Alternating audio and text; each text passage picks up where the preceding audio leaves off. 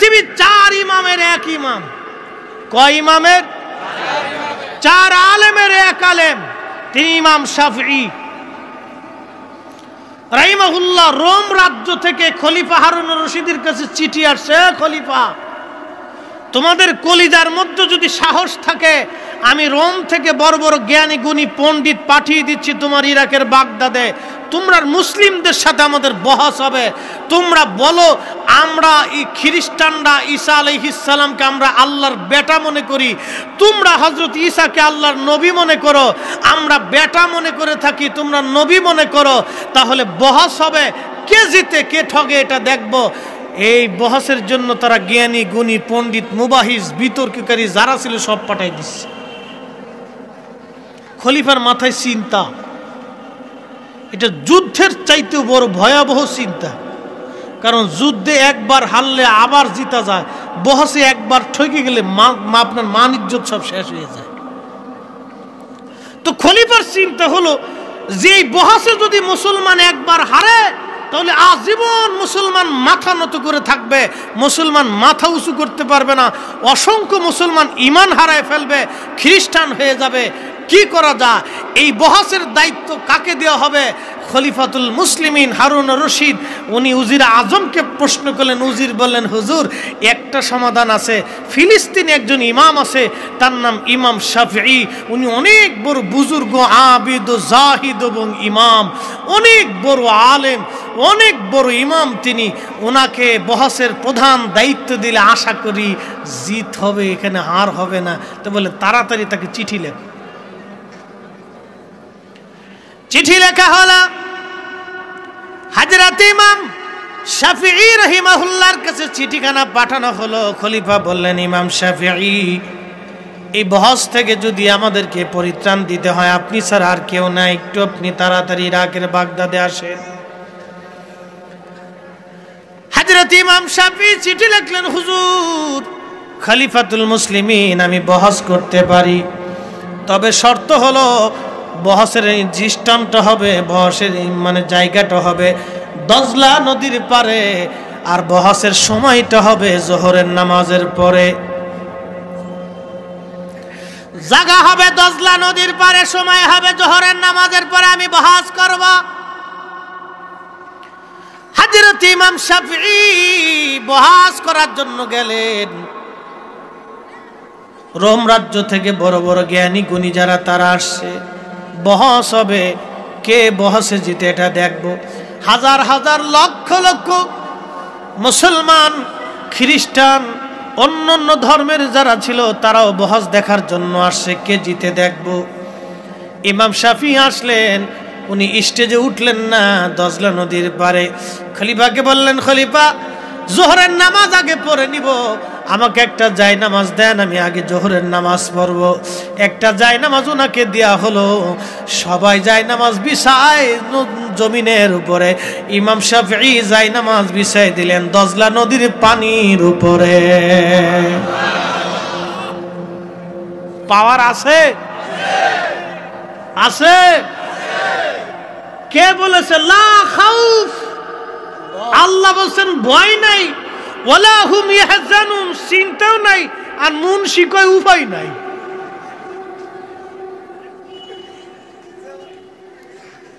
পাগল দেশে কত হইছে ভাই। আল্লাহর জবানের কালাম, আল্লাহ বলে ভয় নাই, মুনশি কয় উপায় নাই। হযরত ইমাম শাফিঈ জায়নামাজ বিছাইয়া দজলা নদীর মাঝখানে গেলেন, জায়নামাজে চড়ে। সুবহানাল্লাহ কোন। জায়নামাজের নিচে মনে অনেক দামি শক্ত তক্তা ছিল, স্পিড বোর্ড ছিল, পানির উপরে জায়নামাজ, জায়নামাজের উপরে ইমাম শাফিঈ। জায়নামাজ কি কলা গাছ দিয়ে বানাইছে না? এক বেটা বই লেখছে, মাযহাব মানে না, এক বেটা বই লেখছে, কয়েক শাহজালাল রহমতুল্লাহ জায়নামাজ দিয়ে নদী পার হইছে না, কলা গাছ দিয়ে নদী পার হইছে। কি বুঝলেন আপনারা? আমি কই বেটা তুই দেখছত কলা, খাইছত কলা, মরার পরে পাবিও কলা, তোর মরাতে আছে কলা। দেখেন, চিন্তা করেন কত বড় দুর্বিসন্ধি আগামীর প্রজন্ম, আগামীর যুবকদের মাথা নষ্ট করার জন্য ইতিহাসের বইয়ের ভিতরে একটা ভুল তথ্য দিয়ে বিতর্ক সৃষ্টি করে দিচ্ছে। আগামীর প্রজন্ম এই বইটা পড়ার পরে চিন্তা করবে, হ্যাঁ সত্যই তো, কলা গাছ দিয়ে তো নদী পার হওয়া যায়, জায়নামাজ দিয়ে কি করে নদী পার হবে? যেই শিয়ালে আঙ্গুর ফল না খাইছে ওই শিয়াল তো আঙ্গুরের মজা বুঝবে না। যেই লোকে আপেল কোনোদিন না খাইছে তাকে আপেলের মজা বোঝানো যায় না। ছোটকালে বাচ্চারা দেখবেন আপনার রাস্তা দিয়ে হাঁটার সময় আপনি হাতে ধরে যখন হাঁটবেন তখন কে বাবা এটা কি গাছ? বলে আম গাছ। আর বাচ্চারা কোনোদিন ধরেন আপনি আম খাওয়ান নাই, তো বলবো আম কি? বলে ফল। এটা কি করে? বলে খায়। কেমনে খায়? বলে শুইলে শুইলে এমনি এমনি মুখের ভিতরে দিয়ে খায়। এটা খাইলে কি হয়? বাচ্চা জিগেইতেছে। তা আমার দেশের ওই সমস্ত কিছু মানুষ এখন তৈরি হয়েছে একবারে সেম বাচ্চাদের মতো। কি কথা কন না কেন? আকল জ্ঞান একবারে বাচ্চাদের মতো হয়ে গেছে। বলে কি করে সম্ভব? জায়নামাজ দিয়ে নদী পার হওয়া কি করে সম্ভব? আরে বলো, তুমি তো নিজেও বুঝো না, তো বুঝো না তো তোমাকে বুঝাবো কেমনে?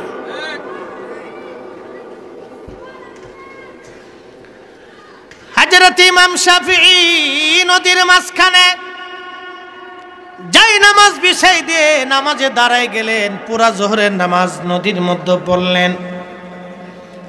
নদীর মধ্যে নামাজ শেষ করার পরে ইমাম শাফিঈ রাহমাতুল্লাহি আলাইহি ডাক দিলেন, ও খ্রিস্টানেরা,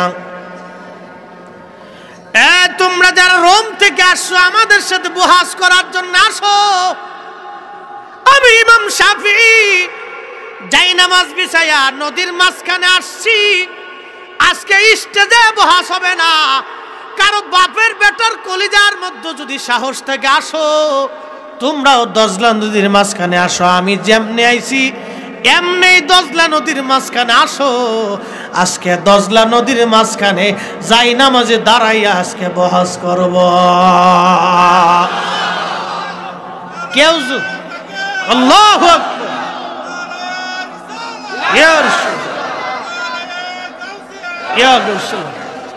পাওয়ার আছে, আছে, আছে। খ্রিস্টানদের প্রধান মুভাইজকা হুজুর, আমার আর কেন 14 গোষ্ঠীর পক্ষেও সম্ভব নয়।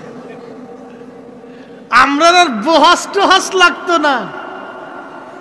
এই ওলি আল্লাহ যারা, আল্লাহর প্রিয় ভাজন ব্যক্তি যারা, তাদের কিতাবের বহাস লাগে না। পৃথিবীতে এরা যে বহাস দেখিয়েছে, এই বহাস দুনিয়ার নজির পৃথিবীতে আর কেউ দেখাইতে পারবে না। বহাস দেখিয়েছে আল্লাহর ওলিরা, বহাস দেখেছে। আমাদের এই সিলসিলার একজন বুজুর্গ আছেন, তার নাম শাহ শফি ফতে আলী রসুলে নামা রহমতুল্লাহ আলাইহি। আমরা যে ইয়া নবী সালামু আলাইকা বললে দাঁড়াই যাই, কেন দাঁড়াই? শাহ শফি ফতে আলী রসুলে নামা রহমতুল্লাহ আলাইহির কাছে মুরিদ যা বলতো, হুজুর নবী দেখতে চাই। বলে নবী দেখবা, ওযু করে আসো। ওযু করে আনার পরে জায়নামাজে বসাইয়া মুরাকাবার ভিতরে বসাইয়া শাহ শফি ফতে আলী রসুলে নামা মুরিদের সাথে নবীর কানেকশন দিয়ে দিতেন। আমাদের কাছে নবী দূরে না, নবী আমাদের কাছে। এ কথা বলেন না কেন? কাছে না দূরে? কাছে না দূরে? কাছে। এখান থেকে ভিডিও কনফারেন্সে একজন প্রধানমন্ত্রী যদি 64 জেলার ডিসি, এসপি, জেলার প্রতিনিধিদের সাথে যদি একজন প্রধানমন্ত্রী বঙ্গভবনে বসে 64 জেলার 64 জন মানুষের সাথে কথা বলতে পারে, রাহমাতুল লিল আলামিন একা হবে, উম্মতের কবর কোটি কোটি হবে। একসাথে এক মুহূর্তে কোটি উম্মতের কবরে নবী দেখানো হবে, নবী আসবে, নবী দেখানো হবে। কথা বলেন ঠিক না বেঠিক? বুঝলে বুঝপাতা, না বুঝলে তেজপাতা। বাংলাদেশে একজন লোক মারা গেল, একই সময় খাগড়াছড়িতে, একই সময় বান্দরবনে, একই সময় আপনার ঢাকাতে, একই সময় পাকিস্তান, একই সময় ভারত, একই সময় রাশিয়া, একই সময় ইউক্রেন, একই সময় আমেরিকা, একই সময় চীন, একই সময় ডেনমার্ক, একই সময় অস্ট্রেলিয়া, একই সময় জাপান, একই সময় আপনার মরক্কো, একই সময় সৌদি আরব, একই সময় ইরাক, একই সময় ইয়ামান। সবার একই সাথে একই সময়ে একই মুহূর্তে মুনকার নেকির এসে প্রশ্ন করলো, মার রাব্বুকা ওয়া মা দীনুকা মা কুনতা তাকুলু ফি হাক্কি হাদার রাজুল, মার রাব্বুকা ওয়া মা দীনুকা। একই সময়ে 1 লক্ষ উম্মতের কবরেও যদি মুনকার নেকির এসে প্রশ্ন করে, অথচ সবার কবর এক জায়গা না, পৃথিবীর এক এক প্রান্তে এক একজনের কবর, মুনকার নেকির এসে প্রশ্ন করলো, মার রাব্বুকা ওয়া মা দীনুকা মা কুনতা তাকুলু ফি হাক্কি হাদার রাজুল। এই লোক তিনি মুহাম্মদুর রাসূলুল্লাহ সাল্লাল্লাহু আলাইহি ওয়াসাল্লাম, এই লোক সম্পর্কে মা কুনতা তাকুলু, তুমি কি বলতে, তোমার কি আকীদা ছিল, তোমার কি ধারণা ছিল, তোমার কি ঈমান ছিল, তুমি বলো। 1 লক্ষ কবরে একই সাথে যদি মুনকার নেকির এসে একই প্রশ্ন করে, তাহলে বলেন তো কোন কবরে নবী দেখা গেল? হ্যাঁ, বুঝে কইতেছেন তো? বুঝছে তো? কোন কবরে? একসাথে জবাব দেন, কোন কবরে? কোন কবরে? কোন কবরে? নবী কয়জন? কবর কয়টা? কবর হাজার হাজার, নবী কয়জন? কবর কয়টা? এক নবীকে যদি একই সময় একই মুহূর্তে হাজার হাজার কবরে দেখানো যায়, তাহলে একই নবী হাজার হাজার উম্মত দেখতে পায়। আসতে বলেন কেন? জোরে বলেন।